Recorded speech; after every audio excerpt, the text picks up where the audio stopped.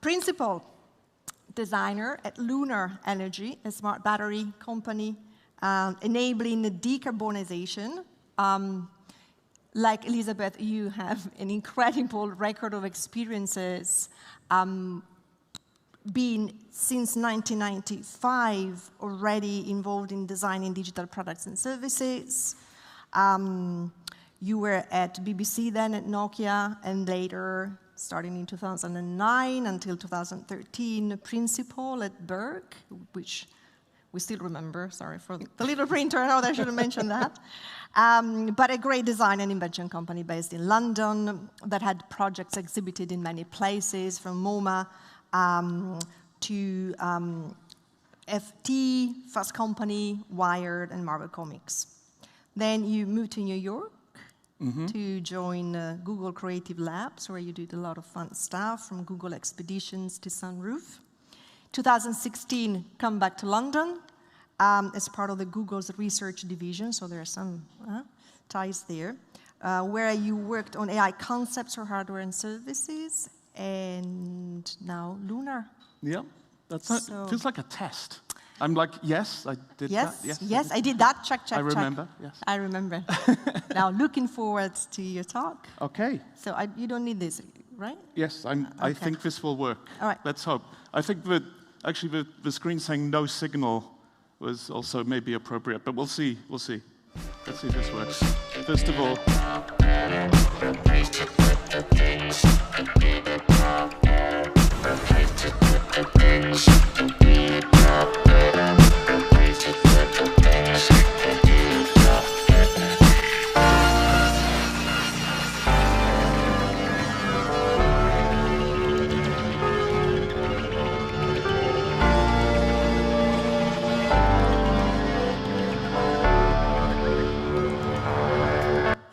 always spend 2 days making an animated intro to your talk, so you do all of those slides in the last 20 minutes. My first apology. Hello, I'm Matt. I'm a designer. Apologies to Hot Chip, Experimental Jet Set, and people I used to work with at Google. AI is not my day job anymore, so I'm a little bit of an imposter. And finally, an apology to all of you for coming to see this. It's mainly a bunch of stuff I've done, rather than like a thesis of some sort. Any thesis that is present is your own after you've seen this. But if you sort of squint quite hard, there might be some connections. So I'm kind of going to be talking about, I guess, what Elizabeth was referring to in her great talk about that kind of imaginary, that space of the imaginary, and the role that metaphors play in that for myself as a designer, in sort of trying to stretch that and sort of make that kind of more than perhaps we see in the sort of predominant discourse. There are actually some local professionals who have been working on this. Dave wrote a great paper with some colleagues recently all about this space. So if you actually want to hear somebody who knows what they're talking about, talk about this, you can speak to Dave later. The first metaphor that I wanted to talk about, and Elizabeth has expanded on this already, is AI itself. This is a guy called JG, John Giandria, who at one point was sort of my grand boss, I suppose, at Google. He was the boss of my boss before he left to go and work for Apple, and be in charge of AI there. I had a number of great conversations with him when I first started. And the first one that stood me in very, very good stead, and again, Elizabeth has already alluded to this, is when people are talking about AI, mostly in your head, like search and replace AI, which sounds, artificial intelligence, which sounds very magical and sexy, for learned systems, which is not those things, but is actually what is happening. These are systems that, instead of being explicitly programmed, are learning to do what they do. And so I've always tried to, whenever I'm thinking about what I'm doing, think about this advice from JG, to think about learned systems, and that starting point has always been valuable to me. The first metaphor I want to talk about in depth is that of the optometrist. So this is my friend Phil, who kindly allowed me to use this picture of his last eye test. Have you had that experience of being in the optometrist where they put this amazing kind of steampunk thing on your head and sort of show you things and go, is it better like this or is it better like that? Is it better like this? Is it better like that? Well, this became the basis of then an approach to using AI in science, and colleagues in Google Research in a department called Google Accelerated Science then used this to work with nuclear fusion researchers to use the AI to kind of calculate all of the millions of parameters per second that were kind of being altered in this kind of experiment to contain and harness nuclear fusion plasma. But then put different scenarios in front of the human expert, the human researcher, and say, is it better like this? Is it better like that? Is it better like this? Is it better like that? So the machine is doing, the hard work, if you like, at machine speed, but the human is doing the intuitive work of comparing and contrasting and speculating on what might be the results of that. And it kind of puts me in mind of this kind of key scene in interaction design history. Who recognizes this movie? Okay, not many. Okay, I'm too old. This is the original Blade Runner. It's 46. It's a little quiet, but this is his famous scene of him using his voice to kind of enhance an image and like zoom in on things. Jesus Christ, it's Jason Bourne. It's kind of I don't know what that was at the end. So there's the risk of capturing things off YouTube. But what I like about that pairing and that metaphor is this sort of the intuitive human and the sort of superpowered, uncanny kind of oracle machine are working in sort of harmony with each other. But this is very much sort of treating the AI or the learned system, the machine system, as a sort of magic box, right, that has powers beyond that of the human. But conversely, in that relationship, the human has this kind of unknowable, ineffable kind of power of intuition, and they're working together there. So, how does the thing that I sort of get from that, thinking about that metaphor, is to think about not so much interaction design, but maybe sort of a little bit up the scale of Elizabeth's inverted pyramid, to think more about service design and the sort of choreography of the machines and the humans in teams. How do teams agree that, if these magic boxes can do things beyond humans can do, which undoubtedly they can, how do teams of humans agree that it's magic box time? And when is magic box time the right time? And how do we bring the magic box in? It is a magic box, that's fine. It's a big magic box, it does an awesome thing, great. But can we construct sort of service design behaviors, policies at some level, but then also kind of orchestrating teams around that and have that kind of service design mindset brought to deploying AI systems. And an old colleague of mine at Google Health, Leishta Almeida, who's a service designer at DeepMind and now Google Health, wrote about this in a paper for Touchpoint, the Service Design Network journal, which is all about this and kind of how you bring some of the work that DeepMind was doing around retinopathy and sort of detecting disease through looking at scans of people's retinas into the sort of complex environment of clinical teams, where there's a lot of very, very deep expertise, and a lot of that deep expertise is very much bound up in human bodies and human reputations. And so there was a lot of, this thing is undoubtedly performing in a superhuman way. It would be foolish for us not to incorporate this into our clinical practice. But how do we then bring that in a way that allows us as a team who have got rituals of how we make decisions about people's health pathways and how we treat them into that kind of, into how we do our everyday work. So I think there's a role outside of kind of the pixels and interaction design and outside up that scale to the service design about when it's magic box time. And that's what the optometrist metaphor at least gives to me. The next metaphor that I've used a lot in the past, and in Google, on your sort of intranet page, you're meant to have like a 3-word mission underneath your name. And for about 6 years when I was at Google Research, mine was Centaurs, not butlers. And so this idea of like using kind of a human-machine hybrid, that sort of space of amplification that Elizabeth was talking about. And I think this kind of Centaur metaphor, or Centaur language, kind of, I think, at least I can sort of trace back to chess. Again, I'm just repeating what Elizabeth said in slightly different ways, it turns out.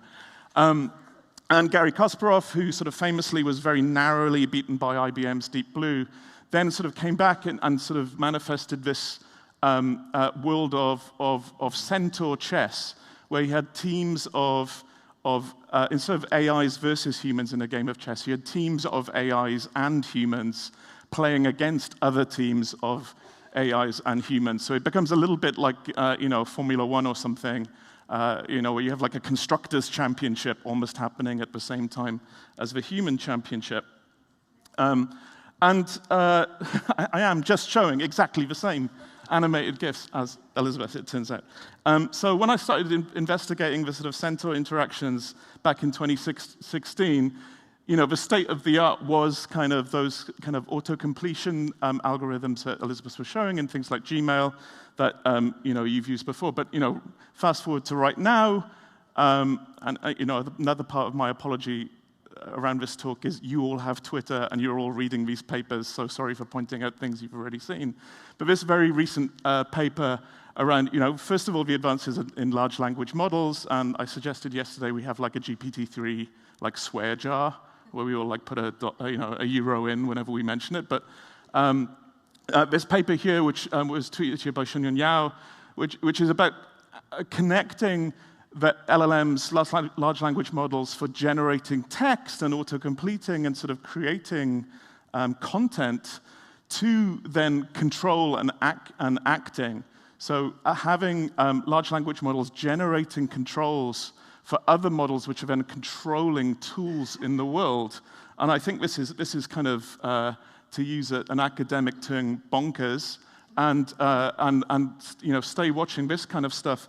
This was work that we were doing in my team at Google Research, probably in sort of 2018 or so, where we were looking at kind of what happens if you have, instead of perhaps the dominant sort of operating, modus operandi right now of us all using tools in the cloud, which are sort of mingled in with AI. What if the tools are then kind of separated from the AI, and the AI for you then becomes truly personal? It is yours. It is perhaps made by a large tech corporation like AI, but once you kind of like drive it out of the showroom, so to speak, it's yours, and it starts training with you, and it becomes on that side of the line with you. And we already have precedent for that in some ways with things like browsers. And one of my contentions was that the sort of ancestor of a personal AI would be something like Chrome or Safari, rather than something like Siri or the Assistant. If you already think about your browsers, they're auto-completing things, they're helping you fill in forms. What happens if what we just saw in that previous paper, where you have LLMs starting to inform the sort of macro actions of a browser that can do work on your behalf? What would it be to have a sort of autonomous driving browser, sort of self-driving browser that working on your behalf to do things for you? And so we sort of investigated that using the tools of speculative design at Google. And partly this is very important because sometimes you want to use tools which are owned by perhaps other companies or other people that you don't want to particularly kind of divulge all of your plans or data to, but you want to have something incredibly capable on your side. This slide goes down very well with my children. And so one of the other things that I think is kind of, at least this helps me think through as a designer, is thinking about different ways that you might employ personal AI, whether it's kind of amplification in the sense that Elizabeth was referring to, and I often sort of call like pedal assist. Who here has an e-bike or a pedal assist bike or has tried one at least? Come on, I'm in the Netherlands. There must be. But that sort of like slightly weird magical feeling when the sort of, you are pedaling, right? But it's like, whoa, I don't pedal that fast. This is amazing. Versus something which is more about kind of autonomy of the agent and you giving it sort of direction and sort of criteria for success and letting it do its own thing. And I think one of the other phrases that comes into play for me here is actually a phrase that I first heard from a political scientist, David Runciman, who talked about, the real worry for the future is not artificial intelligence, but artificial agency. And his contention is that artificial agency is already here in the form of corporations.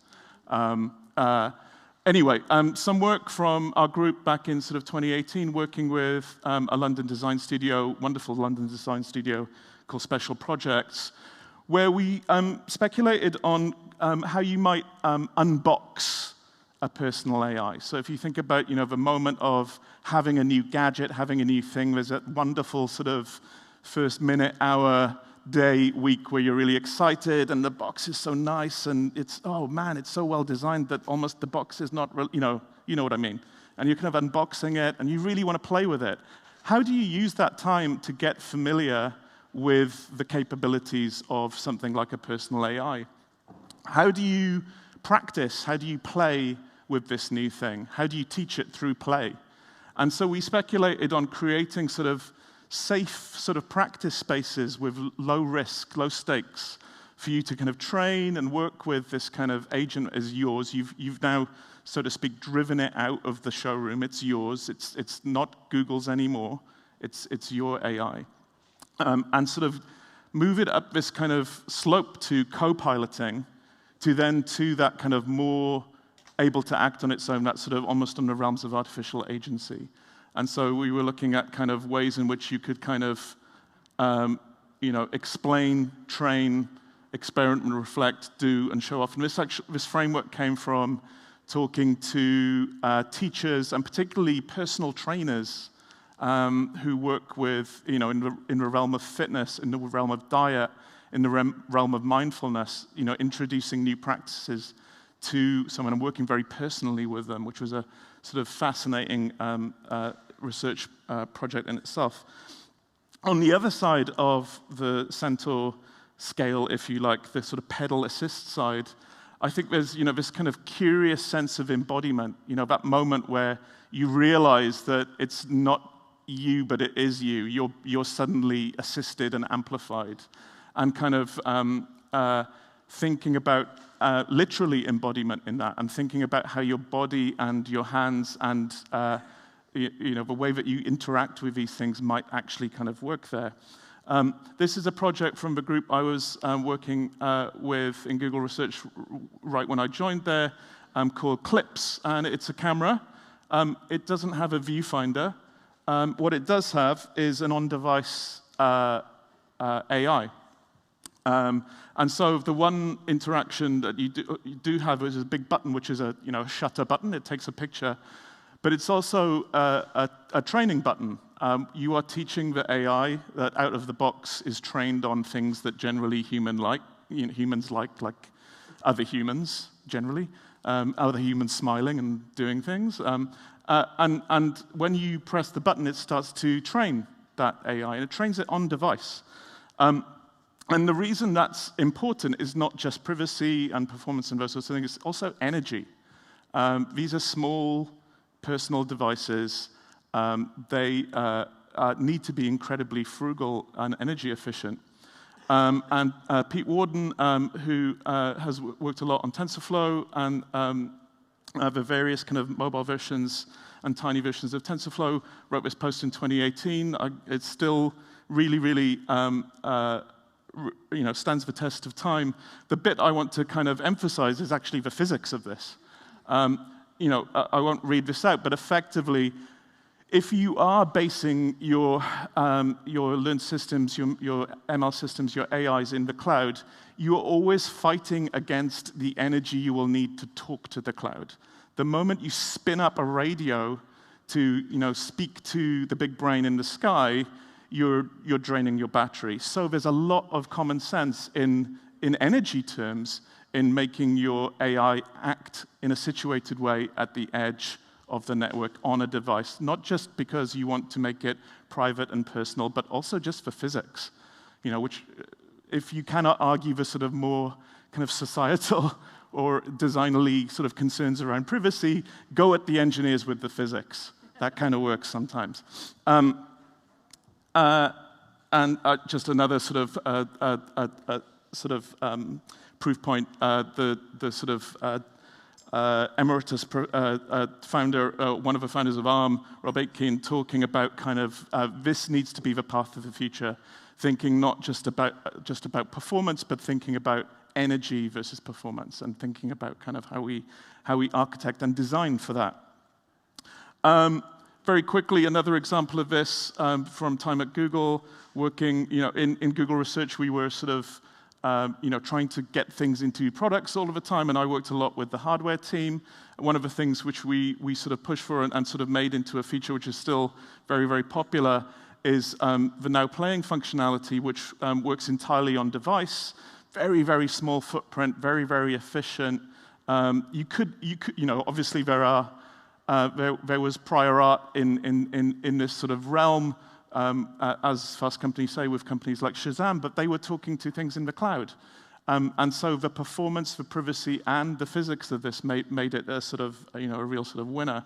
And sort of a sort of sub-metaphor here, one of the things that I loved about this kind of idea was it sort of felt like a coming back to that embodiment metaphor in a way, that it felt like not the neurons in the brain, it sort of got us away from this kind of like centralized kind of imaginary, to use Elizabeth's term, of the brain controlling everything, and it felt more like the nerve cells that we have all over our body doing things all of the time. It felt like a knee.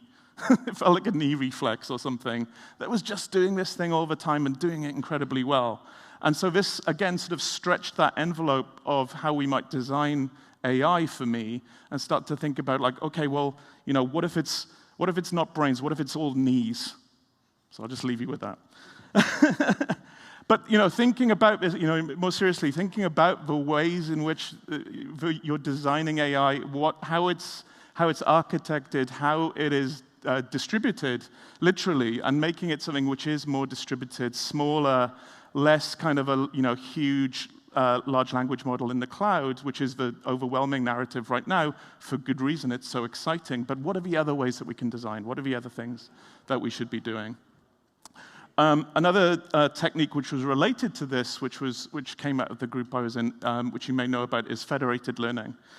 So federated learning allows some of these things we've been speculating on to happen, these kind of personal AIs, because the training is happening on device with your data. Your data is never leaving the device. The learning is, in a privacy-preserving way, contributing to a model which improves in the cloud and then comes back down to your device regularly and improves performance of it. This was sort of back in sort of 2017, 2018, when I joined Blaise Eguara-Ercas's group in Google, kind of semi-heretical. It's now kind of pursued all over the industry, and it's a really, really interesting technique to kind of have your cake and eat it a little bit. Next metaphor, how am I doing for time? Okay. The wonderful octopus. I can't eat octopus anymore because I've read too many books about them. And coming back to the knees, and coming back to another just famous quotation by Bertrand Meyer, a famous ETH professor, I don't know where he is now, but I love this. Real systems have no top. Thinking again about different architectures of how you might create these interactions, where the brains might be, whether the brains are tiny and in the world rather than huge and in the sky. And this was my gateway drug book to the world of Octopii, Peter Godfrey-Smith's Other Minds. where the individual itself as an octopus is a creature of many minds, and they are distributed and embodied within the individual creature. So that's non-fiction, but I then went on to fiction. Who's read Children of Time or Children of Ruin? Anyway? Anyone? Okay, go read it. Children of Ruin features a race of spacefaring advanced octopi. And one of the wonderful descriptions that Adrian Tchaikovsky has in this book is of the way in which the different minds within the individual octopus interact. And so there's a mind that drives the arms, which he calls the reach. There's a sort of central processing system coordinating things, which he calls the crown. And then finally, there's a sort of another brain, which is all about social relations and display, which is called the guise. Apologies for the next slide, but just an excuse to show this animated GIF and let it cycle again. Can you see? Let's see. Can you see the octopus? Now you can. Amazing, amazing. So yeah, chromatophores, sorry. So this is sort of more about like, how do you display the thinking, if you like, or the actions of an AI agent on the skin? And can you make that skin a control surface, a place where you literally interface with your personal AI? And I point this out because this was also like the beginning of a really nice relationship and a way of working with computer scientists, which we found, which was very, very early on, making very rough prototypes based out of what we kind of called, coming from terms we used in Berg, material exploration of what they were researching. So working with Bean Kim and Martin Wattenberg and Fernando Vegas and Emily Reif, they were working on a technique for AI interpretability in algorithms called TCAVs, tensor concept activation vectors, I think, which was all about kind of being able to explain what an algorithm was doing. And we sort of went to them as designers and sort of said, hey, well, if we can explain what an algorithm is doing, can we visualize it? Can we show it? Can we turn it into a UI? And so what we have here is kind of, in a way, a sort of two-player control surface. The AI agent is looking at a bunch of subjectivities that it's recognizing in a search space. You can personally train that. My version of adventurousness is not the same version as you might have in terms of, in this case, fashion. So again, we have that unboxing, that training, that personalization. But then this kind of sort of control surface at the bottom then becomes a sort of live visualization of the changes that are happening dynamically in that sort of non-verbal conversation between an AI and its owner. And one of the things that I think, again, is a sort of contra-narrative to, or kind of predominantly Silicon Valley, my former employers, et cetera, and others, have very much been driven by voice interaction, command line interaction. There's very little sort of play and visual and sort of interactive control of or interaction with AI. And so we became like, okay, well, everybody else in Google is doing voice and assistants and those sorts of things. Let's go over here and try some of these other things. And that kind of then led to more work. That last project was with a great London studio called Nord Project, sorry. This is another project that they did, again using CAVs, concept activation vectors, but in this case, in the realm of photography and the realm of the camera. And so these are sort of subjectivities that have been trained by art directors and trained by artists, which you can then download as lenses, so to speak, AI lenses, which look in the world for things which resonate with that model. And there's a nice little touch here of the sort of shutter button is kind of glowing stronger as the resonances in the model become stronger. Last one, rubber ducks. Again, Elizabeth mentioned ELIZA. Who here has heard of rubber duck debugging? Okay, so a few folks.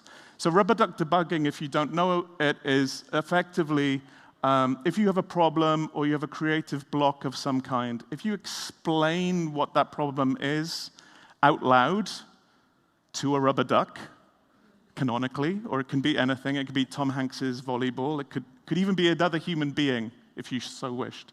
Then 99% of the time, when you get to almost like the last word of the sentence of explaining your problem, the solution will have popped into your head. And so we started this work kind of at the beginning of lockdown, by no coincidence, to think about what could be an AI agent as a rubber duck. We suddenly felt the lack of the sort of informal conversations in the studio, which lead to those unblockings, lead to those problem solvers, lead to new leaps. How could we, alone together perhaps, have AI, a sort of supercharged version of Eliza in some ways, be that rubber duck and assist us in our work? So we did a bunch of experiments around that. And again, another euro in the GPT-3 and DALL-E and Midjourney swear jar. But I found this really interesting recently. This was from an interview on The Verge with David Holtz, who is the founder of Midjourney. And he talked about the problem they were finding in the early days of testing Midjourney, which was no one knew what to type. No one knew what to prompt the model with. And so he says here, the way that we solved this was to effectively put our system into a social environment, into Discord. And so then you start to get this kind of social acting on an AI agent, which I think, again, is another kind of like interesting, stepping out of single user interaction-centered design of interacting with data, thinking about, a little bit back to Leisha's work with clinical teams, thinking about how the magic box shows up in a social context and how that might kind of change how you design the outcomes of these products. And recently, this has led me to think, it's not my day job anymore, but I'm still a little bit obsessed with it, thinking about moving that from, again, moving it from language and moving it from command line interfaces into more playful GUI environments, and particularly, again, another metaphor really, multiplayer environments. What might that be like? And so just very quickly, there's a lot of exciting work around here. Some of you are probably doing it. And a lot of you are probably reading about it. This is work by a Spanish, a Barcelonan startup called Fermat. I never know how to pronounce that. And it's kind of putting generative AI into a collaborative, multiplayer, infinite canvas. Gerard Serra, who I was lucky enough to have as an intern on our team working on some of that previous work in the rubber duck world, is now working for Firma, so you can maybe see some dots connecting there. Really, really interesting to start to think about it as spatial, social, as well as generative, and having instead of butlers or magic girlfriends stuck inside smart speakers, thinking about kind of which seems to be kind of the Silicon Valley imaginary in some ways. Thinking about magic paper and magic notebooks that have these abilities within them. As I said, not my day job anymore. I now work for a battery company, Lunar Energy. We make batteries, but we also make the software that connects batteries together. And so if this is running, no, it's not. This is last month. This was a typhoon that hit Japan.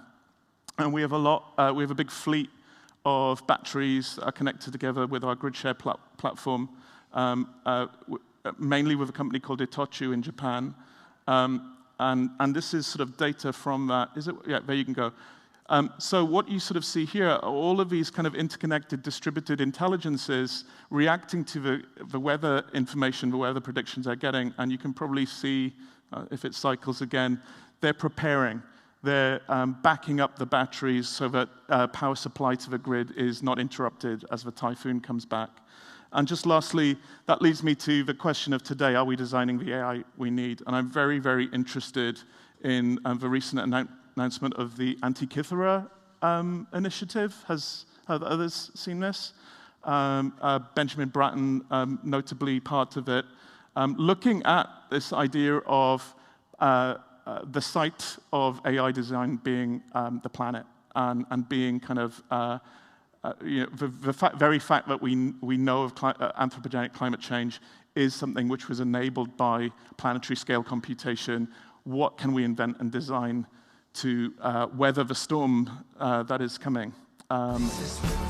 Thank you.